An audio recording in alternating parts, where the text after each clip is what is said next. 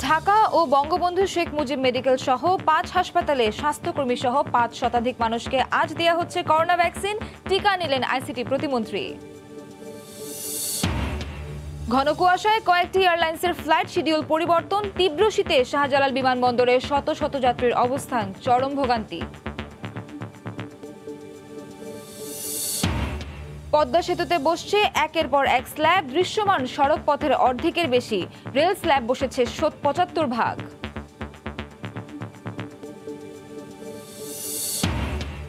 দারিদ্র্য নিয়ে গবেষণা সংস্থার প্রতিবেদনের কোনো বাস্তব ভিত্তি নেই, মন্তব্য অর্থমন্ত্রীর। প্রশ্ন তুললেন জরিপ পদ্ধতি নিয়ে।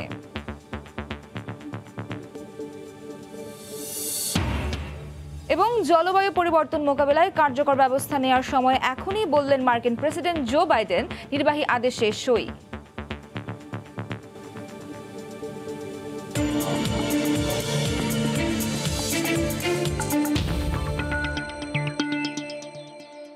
দেখছিলেন শিরোনাম। আমন্ত্রণ জানাচ্ছি দেশ ও দেশের বাইরের অর্থ বাণিজ্যের নানা খবর নিয়ে আমাদের নিয়মিত আয়োজন এ সময়ের বাণিজ্যে। আপনাদের সঙ্গে আছি আমি নাবিলা সোহার। দেশে করোনা টিকাদান কার্যক্রমের দ্বিতীয় দিনে আজ রাজধানীর ৫টি হাসপাতালে টিকা দেয়া শুরু হয়েছে। সকাল ৯টা থেকে এই কার্যক্রম চলছে। মন্ত্রিপরিষদের প্রথম সদস্য হিসেবে টিকা নিয়েছেন আইসিটি প্রতিমন্ত্রী জুনায়েদ আহমেদ পলক। শুরুতে বঙ্গবন্ধু শেখ মুজিব মেডিকেল বিশ্ববিদ্যালয়ের উপাচার্য অধ্যাপক ডক্টর কনক কান্তি বড়ুয়া টিকা নেওয়ার মাধ্যমে দ্বিতীয় দিনের টিকাদান কার্যক্রমের উদ্বোধন করেন। ৫টি হাসপাতালের মোট ৫৬০ জনকে এই টিকা দেওয়া হচ্ছে। হাসপাতালগুলো হলো বঙ্গবন্ধু শেখ মুজিব মেডিকেল বিশ্ববিদ্যালয়, ঢাকা মেডিকেল কলেজ হাসপাতাল, মুগদা জেনারেল হাসপাতাল, কুর্মিটোলা জেনারেল হাসপাতাল এবং কুয়েত মৈত্রী হাসপাতাল।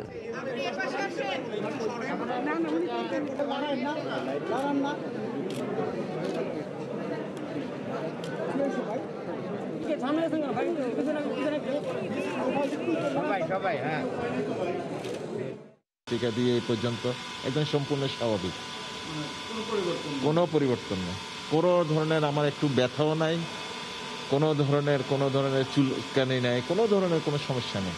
আমি মনে করি এই টিকার ভয় পাওয়ার কোনো কিছু নাই। যত কিছু বিভ্রান্তিমূলক প্রচারণা আছে আমি তো এখন নিজেই দেখলাম, দেখে আমার কোনো ধরনের খারাপ লাগছে না।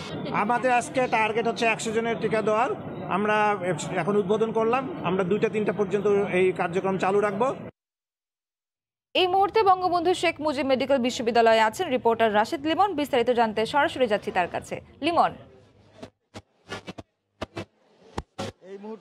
লিমন আপনি আমাকে শুনতে পাচ্ছেন?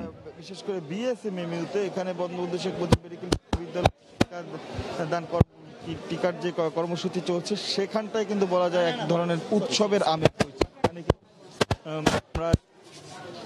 চিকিৎসকরা কিন্তু যে টিকা নিচ্ছেন এবং তারা কিন্তু নিজেরা যখন নিচ্ছেন এবং নিজেরা নিয়ে কিন্তু এরপরে বাকিদের আজকে যারা দিচ্ছে তাদের কথাও যদি বলি, সেই অভিজ্ঞতা কিন্তু বলতে গেলে এখন পর্যন্ত কারো কোনো পার্শ্ব প্রতিক্রিয়া বা অনুভব কিন্তু এখনো তারা পায়নি। এই মুহূর্তে কিন্তু এখানে এসেছেন আমরা যতদূর জানতে পেরেছি যে তিনিও আজকে এখানেই টিকা দিবেন। আমরা দেখতে পাচ্ছি তিনি এসেছেন এবং তারা সদস্য হিসেবে বিশ্ববিদ্যালয়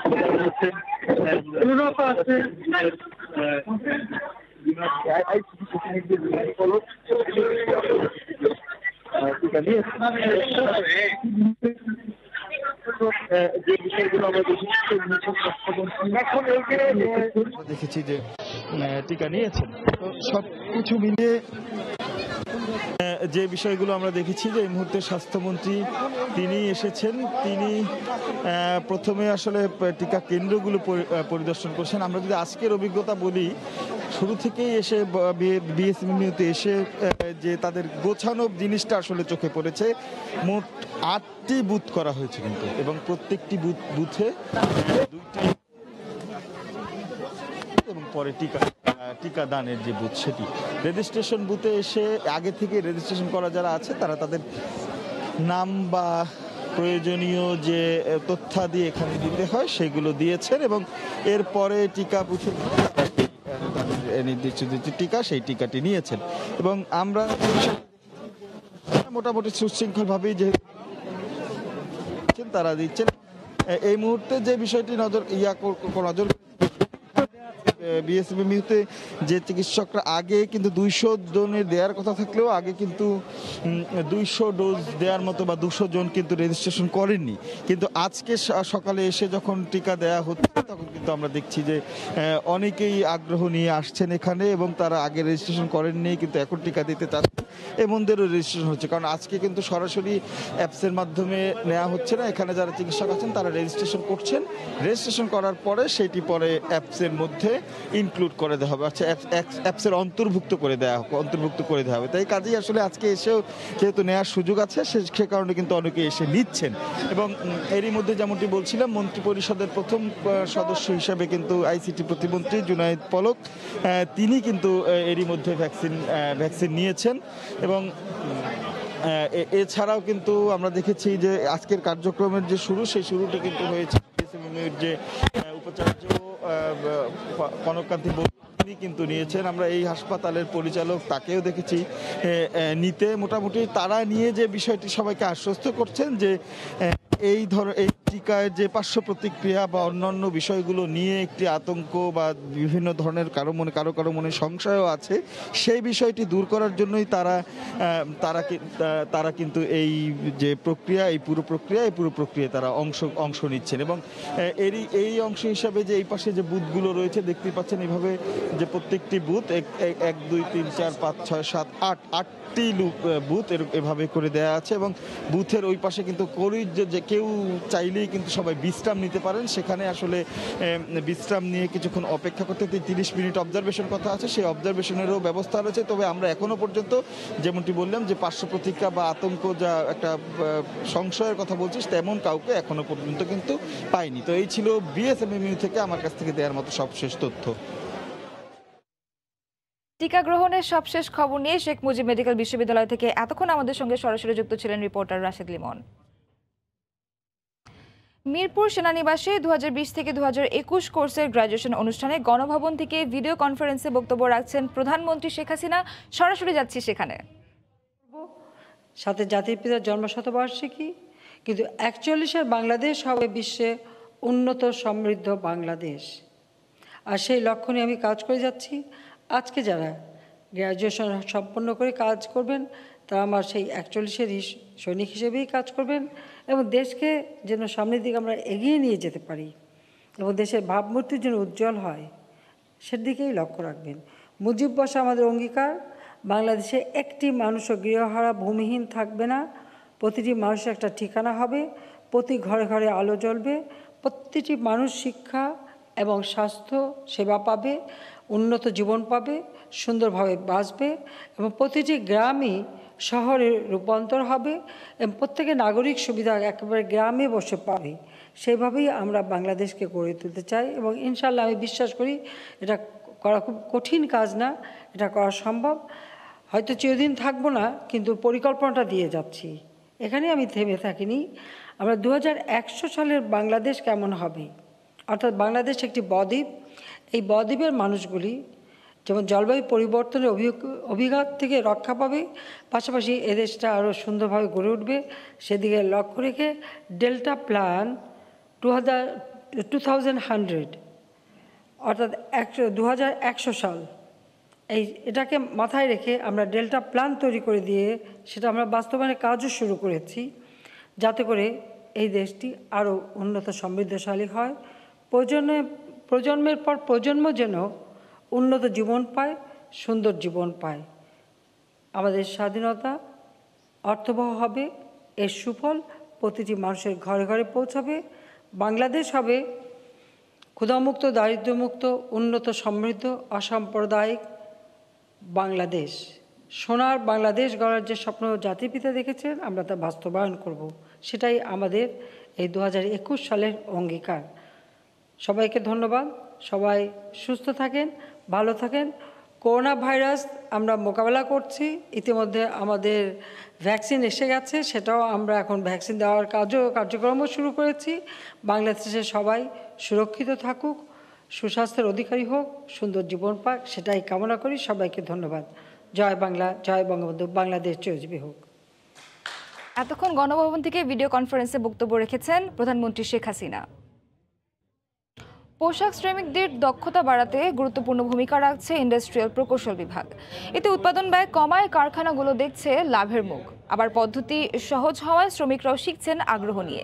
শিল্প মালিকরা বলছেন, প্রতিযোগী দেশগুলোর তুলনায় বাংলাদেশে শ্রমিকদের দক্ষতা সবচেয়ে কম, তাই জোর দিতে হবে তাদের উৎপাদনশীলতা বাড়াতে। কামরুল হাসান সবুজের রিপোর্ট। একের পর এক তৈরি হচ্ছে ওয়েস্ট ইলাস্টিক শর্ট প্যান্ট ও লেডিস টপস। পোশাক তৈরির নিরবচ্ছিন্ন এই প্রক্রিয়ায় কোথাও কোনো সমস্যা হচ্ছে কিনা শ্রমিকের পাশে দাঁড়িয়ে তা পর্যবেক্ষণ করছেন ইন্ডাস্ট্রিয়াল ইঞ্জিনিয়ার তারিকুল ইসলাম। তার কাজ শ্রমিকের কাজকে সহজ করে দেয়া। আমরা বুঝাই যে দেখো তোমার দক্ষতা আছে এতগুলা করার, এবং কি ওখানে প্রবলেমটা হচ্ছে এই ফাইন্ডিংসগুলো আমরা বের করে তাকে শো করি। তাদের দাবি, 1 আওয়ার এই স্টাডির মাধ্যমে যেমন বাড়ে শ্রমিকের কর্মদক্ষতা, তেমনি বাড়ে কারখানার উৎপাদনশীলতা। আর এতে ভুগতে থাকা কারখানাগুলো যেমন সুযোগ পায় ঘুরে দাঁড়ানোর, তেমনি লাভজনক অবস্থানে থাকা কারখানাগুলোর বাড়ে প্রতিযোগিতা সক্ষমতা। বাংলাদেশে যতগুলো গার্মেন্টস লাস্ট 2 ইয়ার্সে মানে একবারে বন্ধ হয়ে গেছে, বন্ধ হওয়ার পথে, তারা তাদেরকে কস্ট রিডাকশন করতে পারে না। একটা অপারেটর থেকে একটা হেল্পারের বেতন মাত্র 400 টাকা কম, বাট সে কিন্তু আমার কোনো মেশিন চালাচ্ছে না। মেশিন না চালালে প্রোডাকশন হচ্ছে না। কম হেল্পার দিয়ে বেশি কাজ করার যে জায়গাটা, সেই জায়গাটাতে আমরা এখন বেশ খানিকটা সফলতা অর্জন করছি। এই পদ্ধতিতে শ্রমিকদের বিরক্ত করা হয় না, দেয়া হয় না বাড়তি চাপ। তাই আগ্রহ নিয়েই ছোট ছোট এসব কৌশল শেখেন শ্রমিকরা। এভাবে কাজ করলে আগায়, এভাবে করবা, এভাবে গুছাই দেয়, এভাবে আমরা করি। বেশি হয় আর কি, আগে 40টা পারলে এখন মনে করেন মানে 45টা। পোশাক শিল্পের সংগঠন বিকিএমইএ বলছে, পোশাকের বিশ্ববাজারে দাপট দেখালেও শ্রমিকদের কর্মদক্ষতায় এখনো বেশ পেছনে বাংলাদেশ। বাজারে টিকে থাকতে তাই উৎপাদনশীলতা বাড়ানোর কোনো বিকল্প নেই তাদের সামনে। প্রোডাক্টিভিটি যদি বাড়াতে হয় তাহলে শ্রমিকদের ইফিসিয়েন্সি লেভেলটা বাড়াতে হবে। যতগুলি পোশাক শিল্প এক্সপোর্টিং কান্ট্রি আছে, তার মধ্যে বাংলাদেশই হচ্ছে শ্রমিকদের ইফিসিয়েন্সি লেভেল সবচেয়ে কম। বিকিএমই বিজিএমই আমরা কিন্তু ইনহাউস ট্রেনিং দিয়ে শ্রমিকদের এই ইফিসিয়েন্সি লেভেলটা বাড়াবার চেষ্টা কিন্তু আমরা করছি। উদ্যোক্তারা জানান, অদক্ষ শ্রমিকের কারণেই এখনো উচ্চমূল্যের পোশাকের বাজারে যেতে পারছে না বাংলাদেশ। কামরুল হাসান সবুজ, সময় সংবাদ, ঢাকা। ঘন কুয়াশায় এলোমেলো হয়ে পড়েছে হজরত শাহজালাল আন্তর্জাতিক বিমানবন্দরের কয়েকটি ফ্লাইটের শিডিউল। রাতের ফ্লাইটের সময় পরিবর্তন হওয়ায় সকালের যাত্রীদের হোটেলে নেওয়া হয়েছে। আবহাওয়া স্বাভাবিক হতে শুরু করায় সকালের ফ্লাইটগুলো চালুর প্রস্তুতি চলছে। তবে শঙ্কার মধ্যে পড়েছেন করোনা পরীক্ষার মেয়াদ শেষ হওয়ার যাত্রীরা। বুধবার রাত 9:45 বিমানের মাস্কটগামী একটি ফ্লাইট শাহজালাল বিমানবন্দর ছেড়ে যাওয়ার কথা থাকলেও ঘন কুয়াশার কারণে তা পরিবর্তন করা হয়। এরপর একই কারণে একে একে বাতিল হয় এয়ার অ্যারাবিয়া ও সৌদি এয়ারলাইন্সের ফ্লাইট। রাতে ফ্লাইট পরিবর্তনের নোটিশ টানানো হয় শাহজালাল আন্তর্জাতিক বিমানবন্দরের টার্মিনাল গেটে। নোটিশে বলা হয়, বাংলাদেশ বিমানের মাস্কটের ফ্লাইট ছাড়বে বৃহস্পতিবার সকাল 10টায় এবং রিয়াদের ফ্লাইট ছাড়বে দুপুর 12টায়। হঠাৎ করে দেওয়া এই নোটিশে বিপাকে পড়েন শত শত যাত্রী। কনকনে ঠান্ডায় বাইরে অপেক্ষা করতে হচ্ছে তাদের। যাত্রীদের অভিযোগ, এয়ারলাইন্স কর্তৃপক্ষ তাদের সাথে যোগাযোগ করেনি। এমনকি রাতভর যাত্রীরা কোথায় অপেক্ষা করবেন তাও অনিশ্চিত হয়ে পড়ে। রুমে ছিলাম, সেই রুমেই থাকতাম অথবা বাসায় থাকতাম, সময় উচিত আমরা পৌঁছে যেতাম।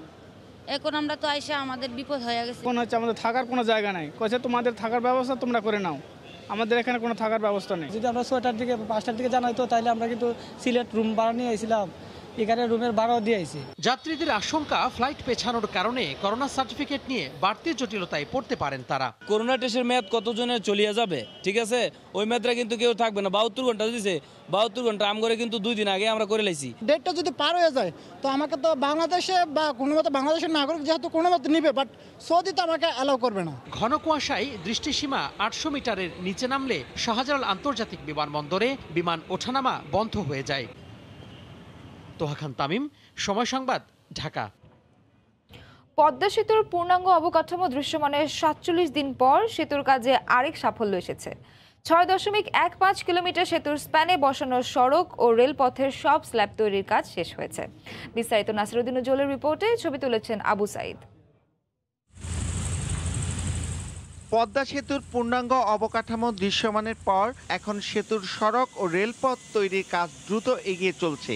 স্পেনে রাত দিন বসানো হচ্ছে স্ল্যাব। গত মঙ্গলবার রোডওয়ে স্ল্যাব তৈরির কাজও শেষ হয়েছে। এর আগে রেলের স্ল্যাব তৈরি সম্পন্ন হয়। তৈরি স্ল্যাবগুলো রাখা হচ্ছে মাওয়া প্রান্তের সংযোগ সেতুর শুরুর পয়েন্টের পাশে। এখান থেকে নিয়েই সেতুতে বসানোর কাজ চলছে। সেতুর রোডের স্ল্যাব সবগুলো কমপ্লিট হয়েছে, সেই সাথে আমাদের পদ্মা সেতুর কাজগুলো ধাপে ধাপে এগিয়ে চলছে। চাইনিজদের সাথে কাজ করে আমাদেরও ভালো লাগতেছে। 126টি স্ল্যাব নদীগর্ভে বিলীন হয়ে যায়, সেই 126টি স্ল্যাব পুনরায় কাস্টিং করা হলো। এটা হচ্ছে সর্বশেষ স্ল্যাব, যেটির মাধ্যমে পদ্মা সেতুর সবগুলো রোডওয়ে স্ল্যাব সম্পূর্ণ হবে।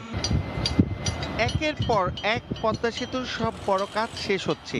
সব স্ল্যাব তৈরি সম্পন্ন হয়। স্বপ্নের সেতুর অগ্রগতি আরেক ধাপ এগিয়ে গেল বলে মনে করছেন সেতু সংশ্লিষ্টরা। লোকাল পার্সোনালও আমরা কম পাচ্ছি, অনেকের মধ্যে কোভিড পাওয়াতে আমাদের তো একটা লকডাউন করা আছে, কোনো কোভিডের লোককে সাসপেক্টেড লোকরা আমরা এখানে রাখি না। তবে আমরা অগ্রগতি যেটা আমরা বলেছি যে জুন 2022-এর মধ্যে শেষ হবে। পদ্মা সেতুর উপরতলায় রোডওয়ে স্ল্যাবের কাজের অগ্রগতি 56% এবং নিচতলায় রেলওয়ের কাজের অগ্রগতি 75%। মাওয়ার কুমারভোগ ইয়ার্ডে 2018 সালের জানুয়ারিতে স্ল্যাব নির্মাণ শুরু হয়েছিল। পদ্মায় তলিয়ে যাওয়া 126টি রোডওয়ে স্ল্যাব সহ 2917টি সবকটি নির্মাণ সম্পন্ন হয়ে গেছে, আর স্থাপন হয়ে গেছে 1627টি। রেলওয়ে স্ল্যাবের 2959টির মধ্যে সব নির্মাণ সম্পন্ন হওয়ার পর 2210টি স্থাপন সম্পন্ন হয়েছে। নাসির উদ্দিন উজ্জ্বল, সময় সংবাদ, মাওয়া, মুন্সিগঞ্জ।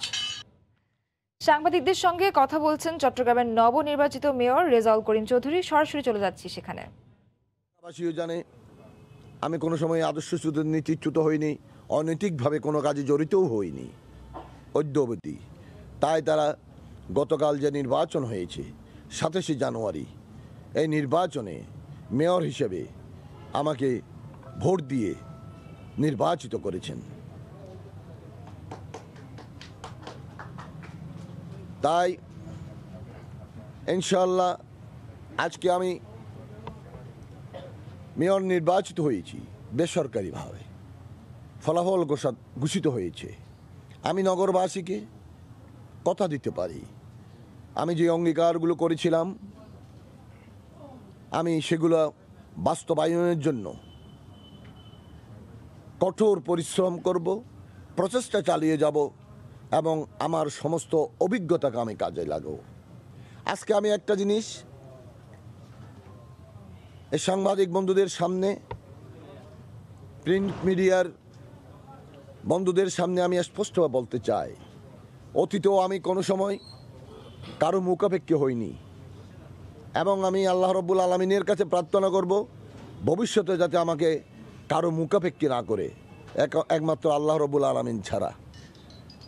এবং আমি এটা কথা দিতে পারি, কোনো অন্যায় অনৈতিক কাজে আমি আমার ক্ষমতাকে আমি ব্যবহার করব না। সাধারণ মানুষের কল্যাণের জন্য যা যা কিছু করা দরকার আমি সেটাই করে যাব। কোনো প্রভাব, কোনো প্রতিপত্তি, কোনো লোভ, কোনো লালসা আমাকে অতীতে যেমন আমার আদর্শ এবং নীতি থেকে বিচ্যুত করতে পারেনি, ভবিষ্যতে ক্ষমতায় মেয়রের চেয়ারে বসার পরও আমাকে সেই থেকে 1 ইঞ্চিও কেউ বিচ্যুত ঘটাতে পারবে না। কারণ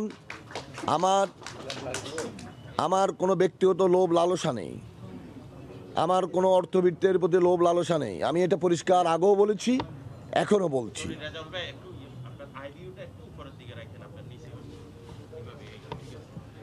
আমি আগেও বলেছি, অতীতেও আমার কোনো লোভ লালসা ছিল না অর্থবিত্তের কাছে। আমি একমাত্র বুকে সাহস নিয়ে বলেছি, চট্টগ্রামের এমন কোনো ব্যক্তি নাই যিনি বলতে পারবে রেজাউল করিম চৌধুরী অন্যায়ভাবে অর্থ উপার্জন করেছে, অনৈতিকভাবে কোনো কাজ করেছে, অবৈধ কোনো কাজে জড়িত হয়েছে, কারো উপর নির্যাতন করেছে, কারো উপর জুলুম করেছে, কারো উপর অত্যাচার করেছে। এমন কোনো কাজ নাই আমি নীতি বিসর্জিত দিয়ে কোনো কাজ করি নাই। আমি নিজস্ব সক্রিয়তা নিয়ে রাজনীতি করেছি এবং ভবিষ্যতেও আমার সেই সক্রিয়তা নিয়ে আমি রাজনীতি করে যাব যতদিন আমি বেঁচে থাকি। কারণ আমার একটা স্বপ্ন ছিল রাজনীতি করতে গিয়ে প্রত্যেকটা মানুষের একটা স্বপ্ন থাকে, স্বপ্ন না থাকলে কেউ এগুতে পারে না। আমারও একটা স্বপ্ন ছিল এদেশের মানুষের জন্য কাজ করা, মানুষের স্বার্থে নিজেকে বিলিয়ে দেওয়া।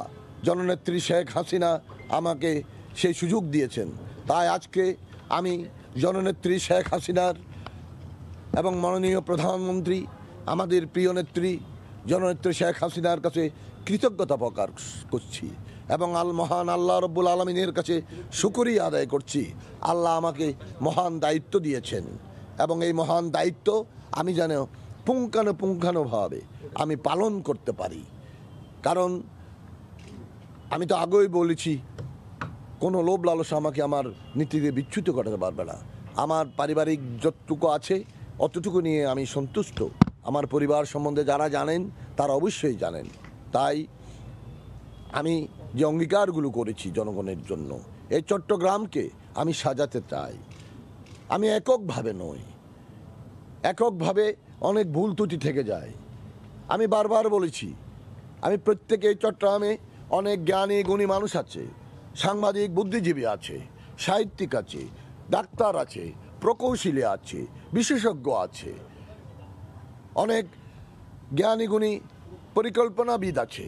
আমি সবাইকে সাথে নিয়ে, সকল শ্রেণী পেশার মানুষকে আমি সাথে নিয়ে, তাদের পরামর্শ নিয়ে, যেই পরামর্শ প্রযোজ্য হবে, যে পরামর্শ টেকসই উন্নয়নের জন্য বাস্তবসম্মত হবে, সেই পরামর্শকে গ্রহণ করে বিশেষজ্ঞ দিয়ে পর্যালোচনা করে পরীক্ষা নিরীক্ষা করে যেটাই উপযোগী হবে সেটাকে গ্রহণ করে আমি এই চট্টগ্রামকে পরিকল্পিতভাবে সাজাতে চাই। এবং আমি এতক্ষণ কথা বলছিলেন চট্টগ্রামের নবনির্বাচিত মেয়র রেজাউল করিম চৌধুরী। ইসলামী ব্যাংক ও ঢাকা ওয়াসার মধ্যে গ্রাহক সেবা চুক্তি স্বাক্ষরিত হয়েছে। বুধবার রাজধানীর একটি হোটেলে এই চুক্তি স্বাক্ষর হয়। এ উপলক্ষে আয়োজিত অনুষ্ঠানে উপস্থিত ছিলেন ব্যাংকের ব্যবস্থাপনা পরিচালক ও প্রধান নির্বাহী মনিরুল মোল্লা এবং ঢাকা ওয়াসার ব্যবস্থাপনা পরিচালক প্রকৌশলী তাসকিন এ খান। এ সময় ব্যাংকের ঊর্ধ্বতন কর্মকর্তারা উপস্থিত ছিলেন।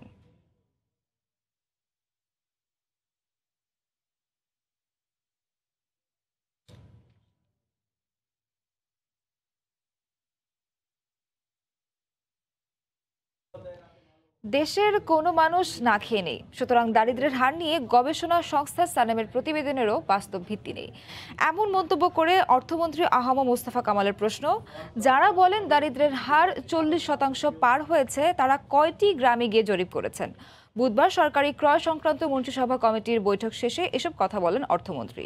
সভায় 1142 কোটি টাকা ব্যয়ের 7টি ক্রয় প্রস্তাবে অনুমোদন দিয়েছে কমিটি। আপনার ধারণা কি আমাদের গরিবের হার বেড়ে গেছে? পুরোটাই অযৌক্তিক এবং এটা পুরোটাই আমি মনে করি যে আমাদের যেটা রিয়েল পজিশন তার সাথে ডিস্টোর্টেড। করোনার কারণে যদি কোনো যে কর্মে ছিল সেই কর্মে যদি না করে তাহলে আপনি বলতে পারেন, কিন্তু আমাদের তো তাদের যে কাজে ছিল সেই কাজে তাদের আমার ফেরত দিয়েছে, আর না খেয়ে একজনও নাই। ট্রেড লাইসেন্স পাওয়া বা বিদেশি বিনিয়োগ আনার প্রক্রিয়া সব খাতের জন্য এখনো সহজ হয়নি, এমন অভিযোগ করে উদ্যোক্তারা বলছেন ব্যবসা সহজীকরণে বাংলাদেশ বিনিয়োগ উন্নয়ন কর্তৃপক্ষের দেয়া বিভিন্ন সেবার প্রচারণা যথেষ্ট নয়। বিডা চেয়ারম্যান বলছেন নানামুখী সংস্কারের ফলে সহজে ব্যবসা সূচকে এবার প্রত্যাশিত অর্জন সম্ভব হবে। হরিপদ সাহার রিপোর্ট।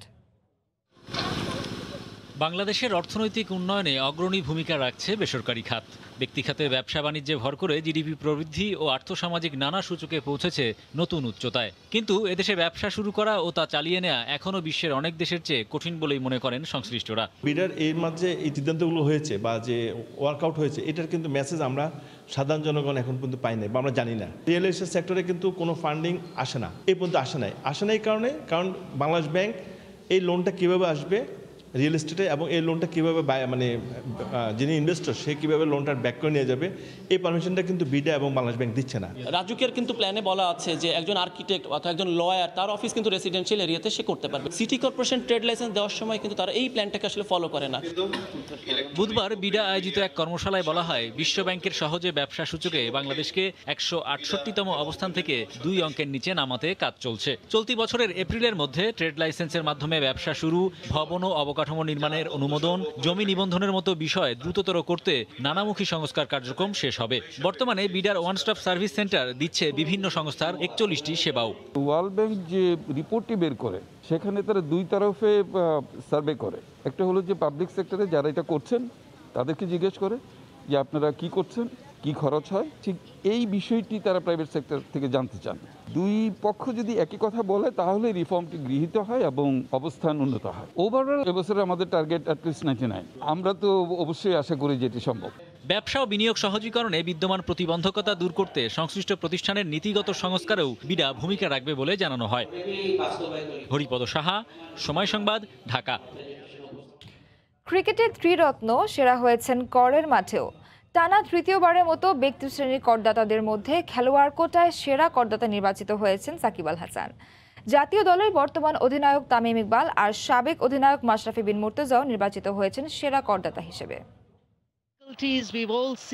শীর্ষস্থান ধরে রাখা বিশ্বসেরা অলরাউন্ডার সাকিব আল হাসান মাত্রই নিষেধাজ্ঞা কাটিয়ে ফিরেছেন ক্রিকেটের 22 গজে। মাঠে নামার সপ্তাহখানেকের মধ্যেই এবার রাষ্ট্রীয় সম্মাননার এই সুখবর পেলেন তিনি।